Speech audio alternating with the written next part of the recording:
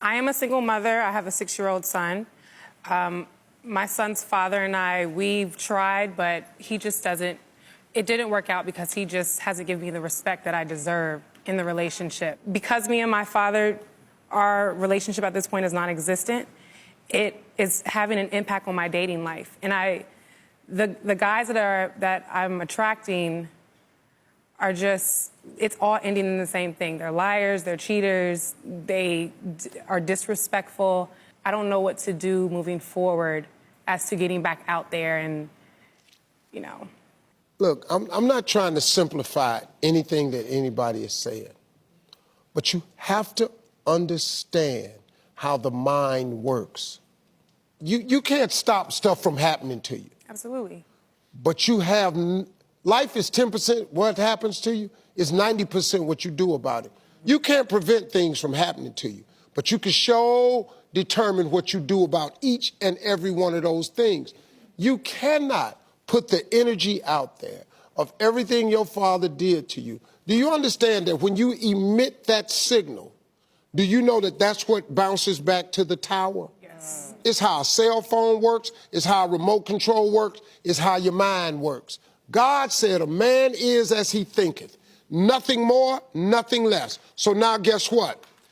If you live your life with the expectations that your father did this to you, your father did that to you, your father never offered you this view, your father was not there for you, guess what you're doing? You're emitting that signal. The only thing can come back is the same thing you put out. I cannot stress enough the importance of your mind.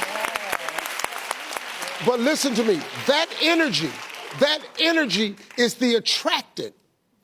If a woman says all men are dogs, doggone it, here they come. Here they come. You finna meet all of them. I keep meeting cheaters, liars, non-committers. You trying to have a relationship with your father that he couldn't have with your mother, and now you end up emitting that signal, and that's what comes back. That's the first thing I want to get across to you.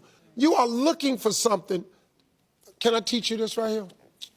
Stop looking for a man for what he'll give to you, and look for a man for what he will sacrifice for you. Right. That's a huge difference. That's the difference.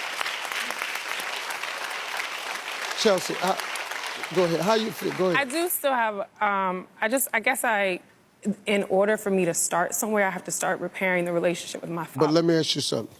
Let me ask you a question. When God put your mother and father together, he put them two people together to produce you.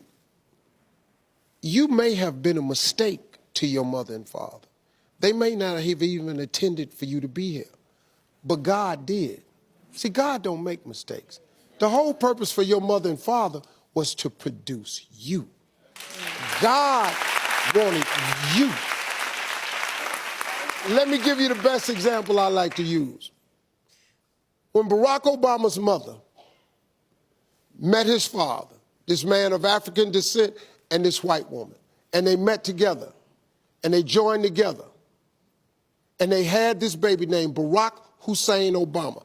I bet you didn't now one of them know what God had in store, because God needed him. He wanted him in this world because he was going to turn him into the first black man to ever be in charge of this country right here. That was his purpose. Now look, the fact that Barack ain't got no relationship with his daddy, that didn't stop the show. Do not let your father stop your show. Your father is not the architect of your story.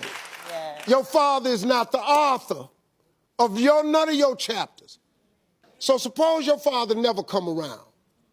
Your heavenly father is always there. We're gonna keep this conversation going. We'll be right back.